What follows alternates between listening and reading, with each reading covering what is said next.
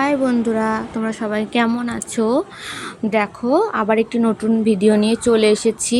ভিডিওর প্রথমেই তোমাদেরকে দেখাচ্ছি পেঁপে গাছ। এটা আমাদের বাড়িরই কাকিমাদের পেঁপে গাছ। দেখো, এই ছোট্ট একটা পেঁপে গাছে কত পেঁপে হয়েছে, তোমাদের সাথে আমি সেটাই শেয়ার করছি। দেখো, পেঁপেগুলো মানে একটা থকাতে অনেকগুলো পেঁপে, একদম ছোট্ট গাছ, অনেক পেঁপে হয়েছে গাছটাতে। দেখো, চলো এবার আজকের ভিডিওটা শুরু করি। সকালে কি রান্না হয়েছে দেখো। সকালে রান্না হয়েছে ভাত আর আলুর তরকারি। এই যে আমি ভাত নিয়ে নিয়েছি। এবার দুপুরে রান্না হবে। দুপুরে রান্নার জন্য পটল কাটা হয়েছে, পটল ভাজা হবে, চাল কুমড়ো হবে আজকে। চাল কুমড়োর তরকারিটা বসিয়ে দিই চলো। এই দেখো, চাল কুমড়োর তরকারিটা বসিয়ে দিয়েছি। চাল কুমড়োটা হয়ে গেছে প্রায়। দেখো, তোমাদেরকে দেখিয়ে দিলাম, আর একটু হবে এখনও, মানে হচ্ছে।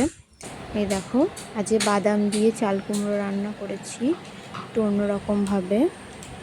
আর রান্না হয়েছে ডাল। চলো দেখায় আর কি কি রান্না হয়েছে। এই দেখো, রান্না হয়েছে মসুর ডাল পাতলা করে আজকে রান্না হয়েছে আমাদের। আর হয়েছে ইলিশ মাছের লেজা ভর্তা। ইলিশ মাছটাকে ভর্তা বানিয়েছি আজকে। তার সাথে হয়েছে পটল ভাজা। পটল ভাজা হচ্ছে ইলিশ মাছের ভাপা। দেখো, ভিডিওটা ভালো লাগলে চ্যানেলটা সাবস্ক্রাইব করে দিও।